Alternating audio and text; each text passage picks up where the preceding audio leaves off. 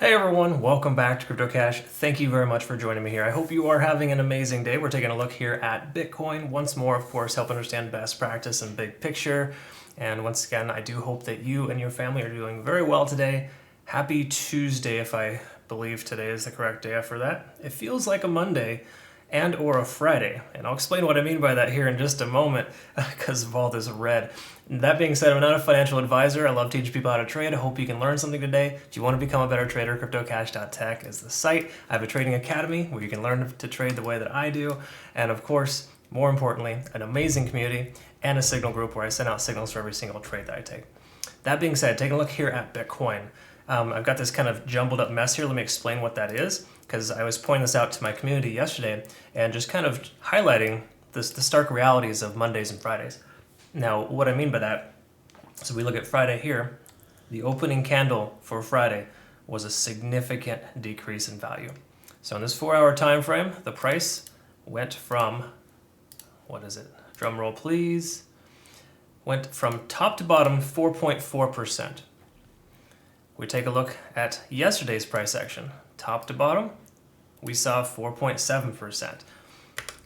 Those are pretty stark numbers. Those are things that really manipulate the market, for lack of better terms. So I just want you to kind of understand and generally see here that Mondays and Fridays are take profit days for the whales. They'll either take their profits early in the morning or they'll take their profits late in the day before the day closes. This is essentially it's about halfway through the trading day, but by the time the 4-hour candle was up, we had the one-day candlestick close. The price was down back to 29,000. So again, just the kind of stark reality. They're kind of throwing that out there so you can see this isn't great. It just is what it is, and it's just something to understand and to be aware of. Oh, also one last thing too. We can see that we broke down below this ascending trend line.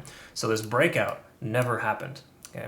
Now, I was honestly expecting it to break out based on the volume increase and the price transitioning up a lot smoother and to retest this key level resistance at 30,500 multiple times. But we can see here still, it's a very, very strong resistance level, and there's not much we can do about that except open some short positions, right? So generally speaking, that's essentially where we're at. So we're effectively range bound.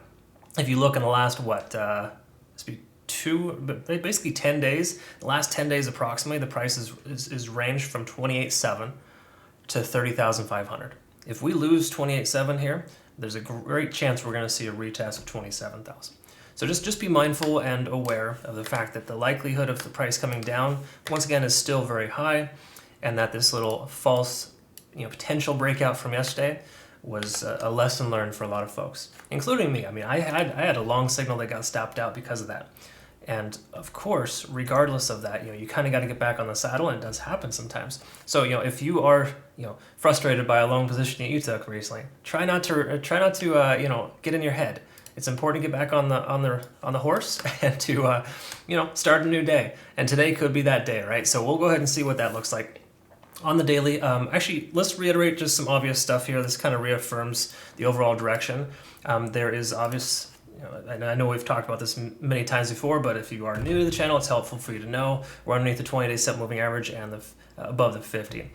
We're probably going to test the 50-day SMA, so the likelihood of 21 to 24,000 is pretty high, just considering its previous ways in which it's done this. In other words, in the past, when it drops below the 50, when it drops below the 20, we see this 6-month gap where the price effectively comes down to test the 50 and then work its way back up. So we're hypothetically right here at this point in our current projection, or at least our current trajectory. So again, that's just kind of something to kind of be aware of there. In that sense, that's effectively just something that should and could happen. So if it happens now, fine, let's get it over with. If it happens in a couple weeks or a couple months, we're ready for it, right? So again, there's a lot that's going to happen between now and then. We don't truly know, but that's generally the consensus. So taking a look here, of course, at the weekly, this is an interesting stark reality here as well. If we see this, we've seen, even though we're at a 7 on TD sequential in this week here so far, we're technically, 1, 2, 3, 4, 5, 6, 7, 8, 9 days into this bearish trend. So we've printed so far, obviously this week isn't over yet, 9 red candles. Okay. Now I think there's a song somewhere in there. Maybe it's a different amount of candles, I forget, but I know that This is not great, and it shouldn't continue forever. So once again, the likelihood of a potential rally in the near future is still very much a probability. Okay, but once again, we've seen 30,500 get tested and rejected really, really strong, really, really often and consistently. So that tells us that the price is more likely to move down than up for right now. Okay, but once more, what goes up must come down, and the inverse applies as well. If we're at a 7 here, hypothetically 2 more weeks we're going to be reaching that critical state, and we should effectively see a recovery from there. Okay, so the next 2 weeks will be definitely very questionable, but it does feel like it's more so wanting to trend lower and retest 26,700, or 27,000 is a round number. All right, so that's effectively where we're at on the weekly. And once again, just to further that, we do also have the 200-day set moving average on the weekly right at 22,000. So if we got the 50 at 21 and the 200 at 22 on the 4 hour, that really tells us there's a nice average price there where the price will likely not go lower than that. Okay, so if there's any consolation here, 21 to 22,000 is effectively the likely bottom, and we shouldn't see or experience anything lower than that. All right, so consolations are nice once in a while, right? We need to kind of have those in order to keep our head above the water and not get too stuck on the suck. So let's go ahead and take a look here just really quick. Once again, let me just go ahead and draw this line out here. This is effectively the channel that we're stuck in right now, 28.7 to 30,500. Okay, range bound, up, down, up, down, up, down. The fact that we printed a bearish engulfing candle yesterday implies we'll probably see a red day today. That's my speculation. I think we're going to see some lower prices here, and that this likelihood will be, we have a much stronger likelihood of the price breaking down than up at this point. Again, just kind of based on the way that this has been kind of stuck in this little range, I think that we're likely to see a break to the downside. All right, that being said, let's go ahead and look at some other things here. Of course, we're still up over 30 on the RSI, so we're not extremely overextended, which once again, we'd had the was the hidden bearish divergence recently, which actually, honestly, probably is still in effect when you think about it, even though it was kind of nullified yesterday.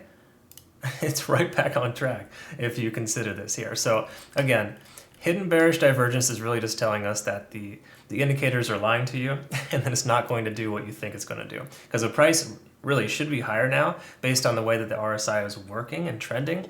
Because honestly, you know, when it averages out sideways like that and the price doesn't go up, it really just tells you that there's no buying pressure or a tremendous amount more selling pressure. And that's effectively what we're seeing here. So again, just something to kind of be aware of. But once again, I think we're mostly just range bound for the moment, and until it breaks above or below this range, you can effectively just keep, you know, taking a long from the bottom and taking a short from the top.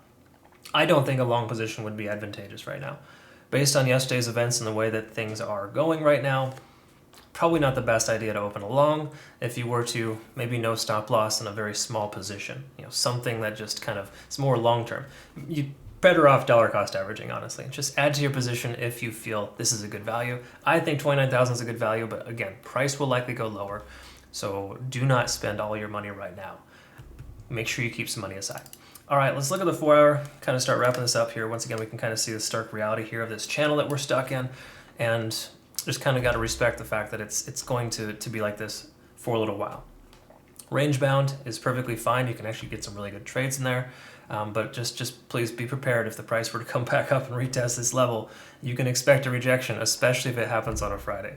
All right, so my speculation is that we might see a bit of a relief rally up to that level, and then come Friday, we're going to see another dump again. All right, so again, the whales are greedy. The best thing to understand is how their greed is affecting the market. All right, so just again, friendly advice there. See what happens, but generally speaking, we're in a position where Bitcoin should trend lower, and even though we got this wick down here and it's returning fire, I still think it's a little too early to take a long position. All right, let's go ahead and take a look at some moving averages. Once again, these are kind of null and void, the 20 and the 50 on the 4 hour. They're trending right in between the price. I mean, great, the price comes up above, awesome. Oh no, it's down below, oh, above, below. It's kind of just a ridiculous process here. So there's really no certainty in, you know, being like, okay, we're above those moving averages. It's very helpful. Right now, that doesn't matter. I would say the 200 is probably the most appropriate thing on the 4 hour. That's a ways away, okay? So let's not worry about that for the moment. What is important is that we're getting rejected off of 50 on the RSI, but that's very synonymous in a lot of ways with the moving averages on the price action. Okay, so again, traditionally speaking, you could see that this is normally a good sign here. It's like, okay, great. We know that we're getting rejected here. The price is going to probably come down. Well, once again, most of that is irrelevant based on the simple fact that we are range bound and having a lot of significant manipulation to the upside and downside. It's just a really unfortunate circumstance, but it's just kind of where we're at right now. We can see a MACD divergence, of course, on the 4 hour, which makes sense based on yesterday's sell-off.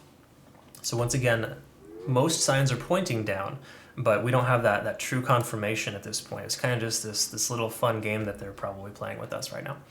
That being said, take a look at the 1 hour. Let's go ahead and wrap things up here, and we can see we're back below the cloud.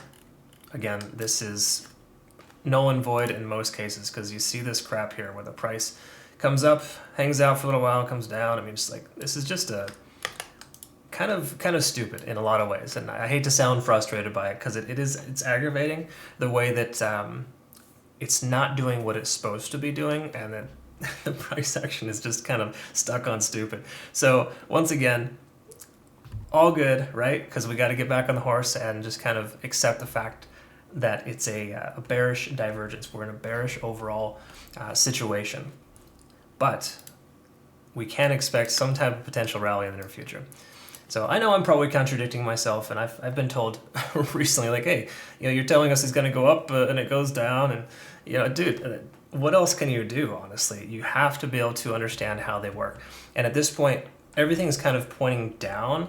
And I think the overall sense, the reality here is that we're probably going to see more downside, but I don't think it's going to be significant right away, but it does feel like it's going to come down soon. All right. So again, right here at this point, I would just be very cautious and careful. Let's do one last thing here as well. I don't, this is going to tell us too much, but we came up to a 6. We're down to a 2. So again, based on TD sequential, which is never foolproof, you can see we came all the way down to a 9 here in this last retracement. If the price were to come down, we could see another 7 more hours of bearish continuation. Again, could see, never truly know. We'll bridge that gap when we get there.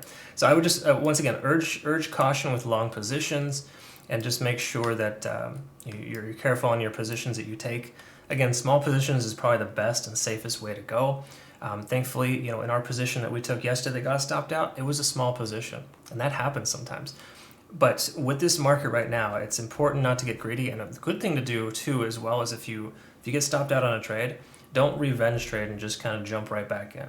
Reevaluate, find the right time, be careful, and make sure that you have a good head on your shoulders too, because emotional investing is not ideal whatsoever. So that being said, that's kind of where we're at here. Again, I teach all that in my trading academy. I hope you can become a better trader. If you want to consider joining, CryptoCache.tech is the site, link in the description below. I do offer military and third world country discounts if you are interested in perhaps considering becoming a member and you fit that qualification. Feel free to message me direct if you'd like. My contact information is down below. I will never directly message you though. Please understand that. I'll respond, but I'll never direct message you. So pay attention. There's a lot of solicitors out there and spineless scammers that were just, they troll my channel, and it is pretty common, unfortunately. So just be careful. All right, thanks again for your time. We'll see you in the next one. Have a great rest of your day. See ya.